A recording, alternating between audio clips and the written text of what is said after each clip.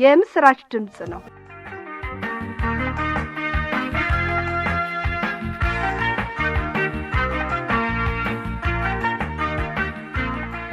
ወገኖቼ ባለፈው ክፍለ ጊዜ ጥናታችን የምዕራፍ 12ን ትምህርት ጨርሰን የምዕራፍ 13ን ትምህርት መጀመራችን የሚታወስ ነው።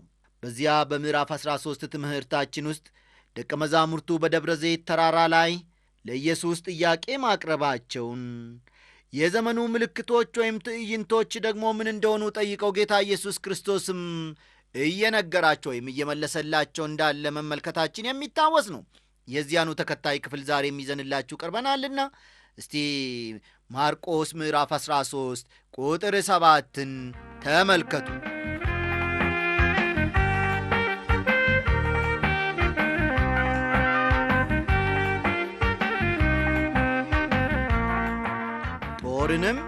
የጦርንም ወሬ በሰማችሁ ጊዜ አትደንግጡ፣ ይህ ሊሆን ግድ ነውና፣ ነገር ግን መጨረሻው ገና ነው ይላቸዋል። የሐሰተኛ ክርስቶሶች መነሳት የዚህ ዘመን መለያ እንደሆነ ሁሉ የጦርነት መከሰትም የዘመኑ መለያ ምልክት ሆኖ ይኖራል። በጦርነት መከሰት አንድም ክርስቲያን ፈጽሞ መረበሽ የለበትም። ጦርነት የዘመን መጨረሻ ምልክት ላይሆን ይችላል። ሐሰተኛ ክርስቶሶች በተነሱ ጊዜ ወይም ጦርነቶች በተከሰቱ ጊዜ ሁሉ አሁን የዘመን መጨረሻ ደርሷል ማለት አይቻልም።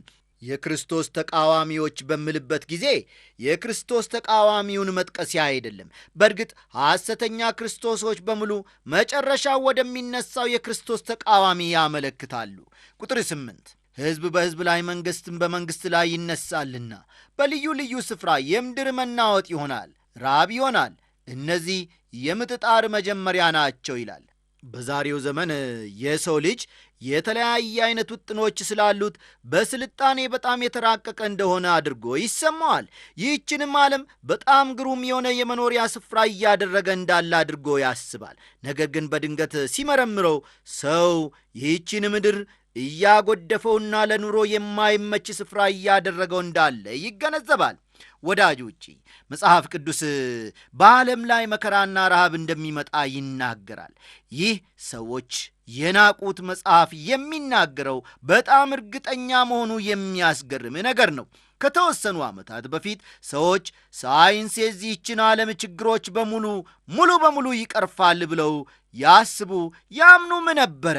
ሳይንስ በዓለም ላይ የፈጠራቸውን ችግሮች ራሱ ሊፈታው ከቶ እንደማይቻለው ዛሬ እናውቃለን። ቤርናርድ ሻው የተባለ ታላቅ ሰው እምነቴን የመሠረትኩበት ሳይንስ ራሱ ወድቋል በማለት ሐሳቡን ገልጿል። እምነቱ የጠፋበትን ከሃዲ ትመለከታለህን? ምን አይነት አስደንጋጭ ነገር ነው!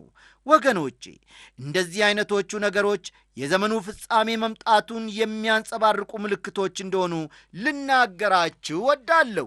ቁጥር 9ና 10ንም እንዲሁ ተመልከቱ። በዚህ ስፍራ ማለትም በቁጥር 9ና 10 ጌታ ኢየሱስ ስለ ደቀ መዛሙርቱና በኋላም ሊመጡ ስላሉ ተከታዮቹ የሚናገር ይመስለኛል።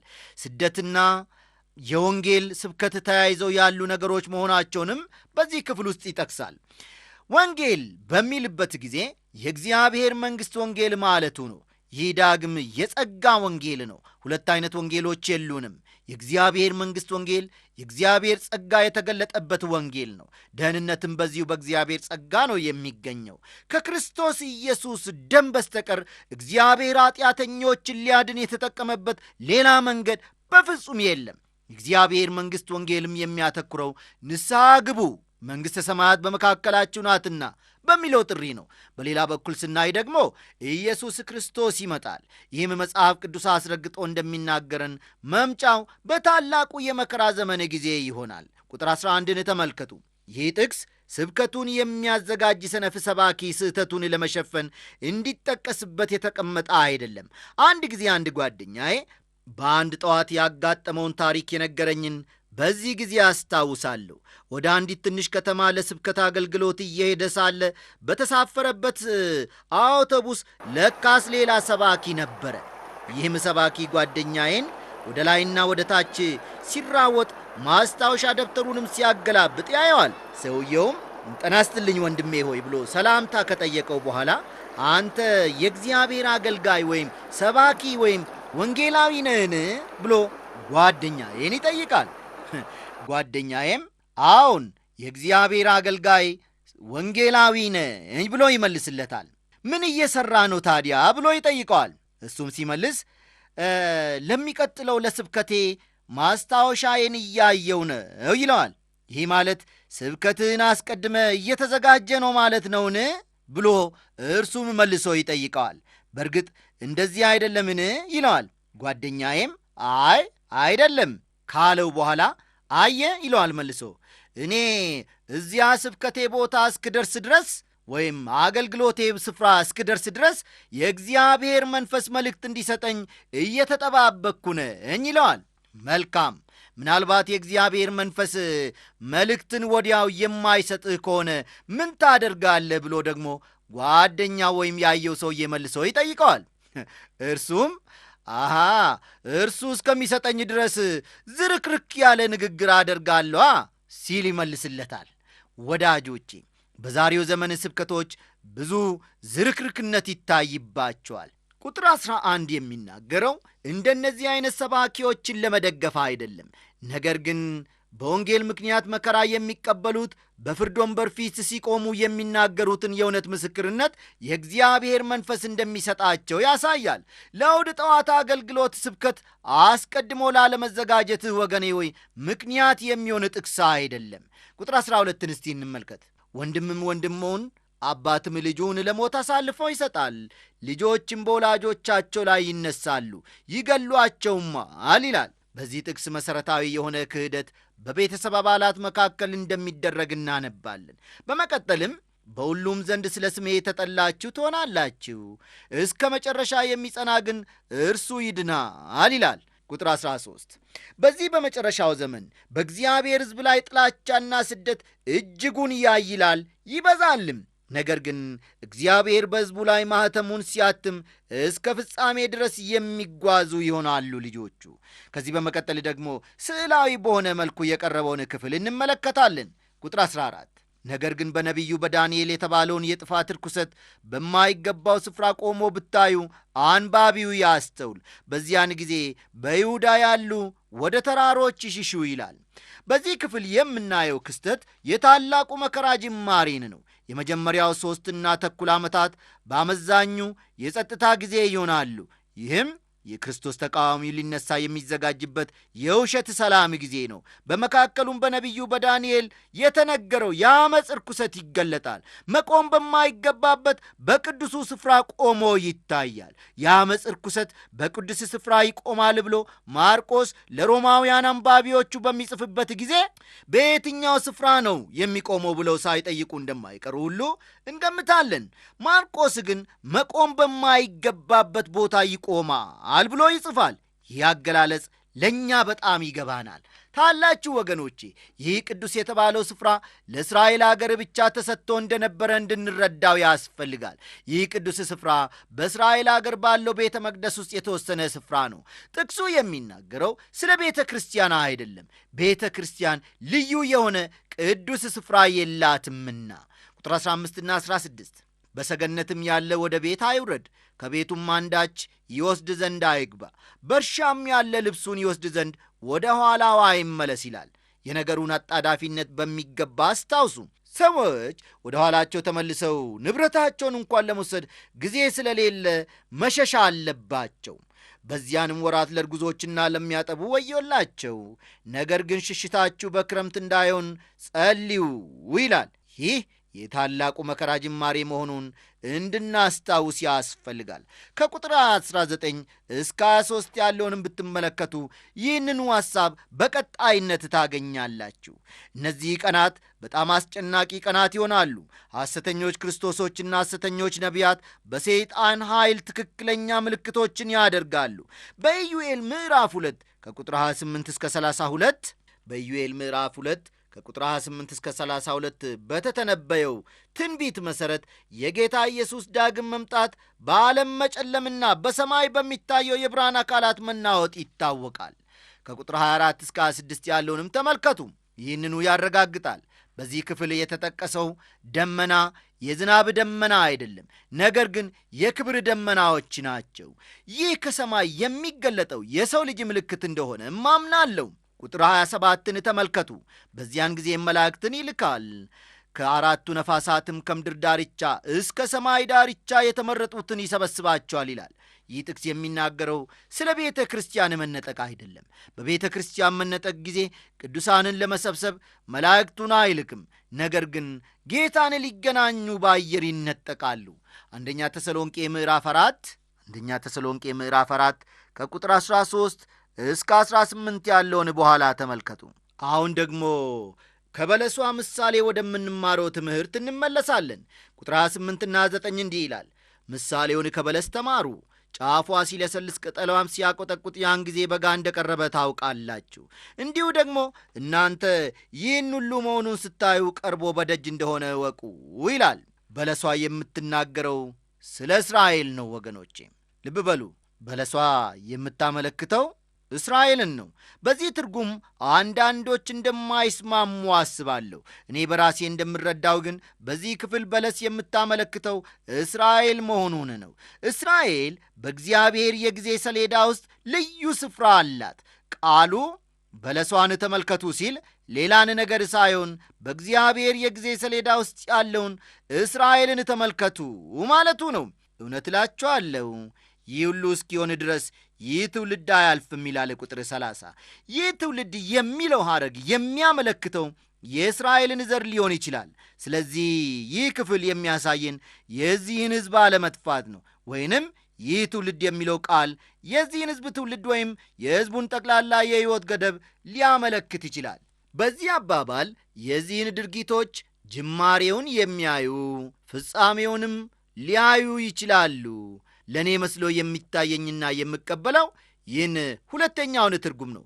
ትኩረቱ የተሰጠው በድርጊቶች ክስተት ፍጥነት ላይ እንጂ በእስራኤል ጽናት ላይ አይደለም። በእርግጥ እነዚህን ሁለቱን ሐሳቦች መጽሐፍ ቅዱስ ሳይደግፋቸው አያልፍም። ቁጥር 31ና 32ንም ተመልከቱ። ይህን ጥቅስ ለመረዳት በጣም ከባድ ነው ወገኖቼ። ሰማይና ምድር ያልፋሉ፣ ቃሌ ግን አያልፍም። ስለዚያች ቀን ወይም ስለዚያች ሰዓት ግን የሰማይ መላእክትም ቢሆኑ ልጅም ቢሆን ከአባት በቀር የሚያውቅ የለም ይላልና። ኢየሱስ አምላክ ከሆነ ቀኑን ሊያውቅ እንደማይችል አድርጎ መቁጠሩ ከባድ ነው። ልጅም ቢሆን የሚለውን አባባል የምናገኘው በማርቆስ ወንጌል ውስጥ ብቻ ነው። ሌሎቹ ወንጌላውያን በጽሑፋቸው ውስጥ አልጠቀሱትም። ማርቆስ ኢየሱስን እንደ እግዚአብሔር ባሪያ አድርጎ ስለሚያቀርበው ባሪያ ደግሞ ጌታው የሚያደርገውን አያውቅም። ይህ የባሪያነት ጠባዩ ኢየሱስ እውነተኛ ሰው መሆኑን አመልካች ነው። የባሪያን መልክ ያዘ ይላል ሐዋርያው ጳውሎስ በፊልጵስዩስ ምዕራፍ 2 ጌታ ኢየሱስ ወደዚህች ምድር ሲመጣ እንደኛ ሰው ለመሆን ራሱን ወስኖ ነው የመጣው። ሰው በመሆኑ በጊዜም ሆነ በቦታ ውስን ነበርና በሁሉ ስፍራ መገኘት አይችልም ነበር። ማርታ ኢየሱስን እንዲህ ስትል ገሰጸችው፣ ጌታ ሆይ አንተ በዚህ ኖረ ብትሆን ወንድሜ ባልሞተም ነበር አለችው። ሁሉን ከማወቁ ጋር አነጻጽረን ስንመለከት ጌታ ኢየሱስ ሰው በመሆኑ ራሱን በጊዜና በሁኔታ ወስኗል ብሎ ማሰቡ አግባብነት ያለው ነገር ነው። ቁጥር 33 ጊዜው መቼ እንዲሆን አታውቁምና ተጠንቀቁ፣ ትጉ፣ ጸልዩም ይላችኋል። በየትኛውም ዘመን ቢሆን ወደፊት ሊሆን ያለውን ነገር ሲያስብ የእግዚአብሔር ሕዝብ ማድረግ ያለበት ትክክለኛው ነገር መንቃትና መጸለይ ነው። ከቁጥር 34 እስከ ቁጥር 37 ያለውን ተመልከቱ። ማርቆስ በደብረ ዘይት ተራራ ላይ የተደረገውን የኢየሱስን የመጨረሻ ንግግር በዚህ ምሳሌ ውስጥ ያጠቃልለዋል። ጌታ ኢየሱስም ይህንን ምሳሌ ከዳግም መምጣቱ ጋር ያዛምደዋል። ጌታ ኢየሱስ ዳግመኛ ሲመጣ የሥራውን ሪፖርት ከሕዝቡ ይፈልጋል። ይህንን ታላቅ ኃላፊነት የእግዚአብሔር ሕዝብ መዘንጋት የለበትም። ከመንቃትና ከመጸለይ በተጨማሪ አገልግሎታችንን በትክክል መወጣት አለብን። ወገኖቼ የመንቃቱ ሁኔታ እንደየሰው ቢለያይም ዛሬ ይህ መሠረታዊ መመሪያ ለእኔም ለእናንተም ይሠራል። በምድር ላይ ሰዎች የሚነቁበት ሁኔታ ይለያያል። አንዳንዱ በጭንቀት ተውጦ፣ ሌላው ደግሞ በፍርሃት ተውጦ ሊነቃ ይችላል። የእግዚአብሔር ልጅ የሆነ ክርስቲያን ግን የተባረከውን ተስፋውን ያውም የከበረውን የክርስቶስን መምጣት አቅንቶ እየተመለከተ መጠባበቅ አለበት። ይህ እጅግ የሚያስደስት ተስፋ ነው። ልዑል እግዚአብሔር ልጁን ጌታ ኢየሱስ ክርስቶስን ዳግመኛ ሲገለጥ ነቅቶ የሚጠብቅ ሕይወትን ለእያንዳንዳችን ይስጠን።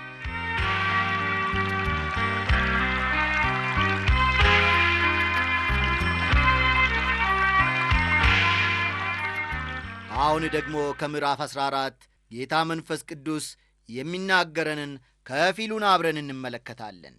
ወገኖቼ አሁን እጅግ በጣም ረጅም ወደ ሆነውና 72 ቁጥሮች ወዳሉት ምዕራፍ ጥናት ደርሰናል። በሌላ አባባል በእርግጥም ዳግም በድርጊቶች በተሞላ ምዕራፍ ውስጥ ገብተናል ማለት ይቻላል። የድርጊቱ ዋና ፈጻሚ ጌታ ኢየሱስ አይደለም። የድርጊቱ ፈጻሚዎች ወዳጆቹና ጠላቶቹ ሲሆኑ፣ ድርጊቱ ግን የሚፈጸመው በእርሱ ላይ ነው። አልፎ እንዲሰጥ ጊዜው ተቃርቧል። አስቀድሞ እንደተነገረው ትንቢት አሁን የምድር አገልግሎቱ ወደ ማጠቃለያው ደርሷል። ለመታረድ እንደሚነዳ ጠቦት በሸላቾቹም ፊት ዝም እንደሚል በግ አፉን አልከፈተም ይላል ኢሳይያስ 53 ቁጥር 7። ራሱን በሚያስጨንቁት ሰዎች እጅ አሳልፎ ሰጥቷል። ማርያም ሽቶ ቀብተዋለች። ይሁዳ አሳልፎ ሰጥቶታል። ጴጥሮስም ክዶታል። ሸንጎውም ለእስራት አሳልፎ ሰጥቶታል። በዚህ ሁሉ ግን ጌታ ኢየሱስ ራሱን ለአባቱ ፈቃድ አሳልፎ ሰጥቷል። ወዳጆቼ የመስቀሉ ምስል በፊታችን በሚሳልበት ጊዜ ልባችን አንድ እውነትን ይገነዘባል። ይኸውም በቅዱስ ስፍራ መሆናችንን ነው። በዚህ የጌታ ኢየሱስ የመስቀል ሥራ ሊለካ የማይቻል ጥልቀት፣ ሊመዘንም የማይቻል ከፍታ እንዳለ ማየት እንችላለን። በዚህ በመስቀል ወቅት በተፈጸመው ድርጊት በኢየሱስ ሕይወት ታላቅ ሐዘንና ስቃይ አልፏል። ይህ ለኢየሱስ የመከራ ጊዜው ነበረ። በዮሐንስ 2 ቁጥር 4 በዮሐንስ ወንጌል ምዕራፍ 2 ቁጥር 4 በቃና ዘገሊላ ሰርግ ጌታ ኢየሱስ ጊዜ ገና አልደረሰም ብሎ ለእናቱ የተናገረውን ታስታውሳላችሁን? አሁን ግን ጊዜው ደርሶ እንመለከታለን። በዚህና ቀጥሎ ባለው ምዕራፍ በሰማይና በሲኦል መካከል እንግዳ የሆነ ስምምነት ይታያል። ብርሃንና ጨለማ በአንድ መስመር አብሮ ይጓዛሉ። ጽድቅና ኀጢአት ወደ መስቀል ያመራሉ።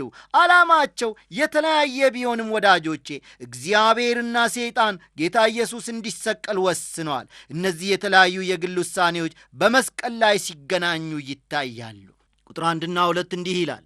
ከሁለት ቀን በኋላ ፋሲካና የቂጣ በዓል ነበረ። የካህናት አለቆችም ጻፎችም እንዴት አድርገው በተንኰል እንደሚይዙትና እንደሚገሉት ይፈልጉ ነበር፣ የሕዝቡ ሁከት እንዳይሆን በበዓል አይሁን ይሉ ነበርና ይላል። የፋሲካ በዓል ይከበር የነበረው ኒሳን በተባለው በአይሁዳውያን የመጀመሪያ ወር በ14ተኛው ቀን ነው። ይህም በእኛ አቆጣጠር በሚያዝያ ወር ነው ማለት ነው። ስለዚህ በዓል ዘሌዋውያን 23 ቁጥር 5 እንዲህ ይላል። በመጀመሪያው ወር በ14ተኛው ቀን ሲመሽ የእግዚአብሔር ፋሲካ ነው ይላል። የቂጣ በዓል ደግሞ የሚከበረው በዚህ ወር በ15ኛው ቀን ሲሆን በዓሉም ለ7 ተከታታይ ቀናት ይከበራል። ስለዚህ በዓል በዘሌዋውያን ምዕራፍ 23 ቁጥር 6 እንዲህ ተገልጿል። በዚህም ወር በ15ኛው ቀን ለእግዚአብሔር የቂጣ በዓል ነው፣ 7 ቀን ቂጣ እንጀራ ብሉ ይላል። ስለዚህም የካህናት አለቆችና ጻፎች ፍላጎት እነዚህ በዓላት ሲያልፉ ሕዝቡም ኢየሩሳሌምን ሲለቅ ኢየሱስን ለሞት አሳልፎ ለመስጠት ነበረ። ጌታ ኢየሱስን በበዓሉ ቀናት ለመያዝ ወስነዋል። ምክንያቱም በሕዝቡ ዘንድ ሁከት እንዳይነሳ ፈርተዋል። ብዙ ሕዝብ በፋሲካ በዓል ምክንያት በኢየሩሳሌም ነበረ። አብዛኛው ሕዝብ ለኢየሱስ ክርስቶስ ከፍተኛ አክብሮት አለው፣ በደስታም ይሰሙታል። ምክንያቱም ሲራቡ መግቧቸዋል፣ ሲታመሙም ፈውሷቸዋልና። ቁጥር 3 እርሱም በቢታንያ በለምጻሙ በስምዖን ቤት በነበረ ጊዜ በማዕድ ተቀምጦ ሳለ አንዲት ሴት ዋጋው እጅግ የከበረ ጥሩ ናርዶስ ሽቱ የሞላበት የአልባስጥሮስ ብልቃጥ ይዛ መጣች። ብልቃጡንም ሰብራ በራሱ ላይ አፈሰሰችው ይላል። ወገኖቼ ይህ በጣም ተወዳጅ ድርጊት ነው። በዮሐንስ ምዕራፍ 12 ቁጥር 1 መሠረት የዮሐንስ ወንጌል ታሪኩን ያስቀመጠው ከፋሲካ በዓል 6 ቀናት በፊት እንደተከናወነ አድርጎ ነው። ታዲያ እንዲህ ከሆነ ማቴዎስና ማርቆስ ይህ ድርጊት ከፋሲካ ትንሽ አስቀድሞ እንደተፈጸመ አድርጎ በማስቀመጣቸው ተሳስተዋል ማለት ነውን ብለን ልንጠይቅ እንችላለን። መልሱ በፍጹም አይደለም፣ አልተሳሳቱም የሚል ነው። መገንዘብ ያለብን ነገር ቢኖር ማቴዎስም ሆነ ማርቆስ ታሪኩን በጊዜ ቅደም ተከተል መሠረት ለማስቀመጥ አለመሞከራቸውን ነው። የእነርሱ ግልጽ ዓላማ ይህ ተወዳጅ ድርጊት ከይሁዳ የጨለማ ሥራ ማለትም ኢየሱስን አሳልፎ ከመስጠቱ በፊት መከናወኑን መግለጽ ነው። ማቴዎስና ማርቆስ በብርሃንና በጨለማ መካከል ያለውን ልዩነትና ግጭት ስዕላዊ በሆነ መልኩ ይገልጹልናል። የጌታ ኢየሱስን ሕይወት ታሪክንም በጊዜ ቀደም ተከተል ሊያስቀምጡ አይሞክሩም። ሁለቱም ወንጌላውያን በተለያዩ አገላለጾች ወዳጅና ጠላት ሁለቱም ወደ መስቀል እንደሚያመሩ ለማሳየት ይሞክራሉ። የቢታንያ ማርያም የመጣችበት መንገድ በፍቅርና በብርሃን መንገድ ሲሆን የአስቆሮቱ ይሁዳ የመጣበት መንገድ ግን በስንፍናና በጨለማ ስሜት ነው። በነገራችን ላይ በኢየሱስ ራስ ላይ ሽቶውን የቀባችው የማርታና የአልዓዛር እህት ማርያም መሆኗን በስሟ የሚነግረን ወንጌላዊ ዮሐንስ ብቻ ነው።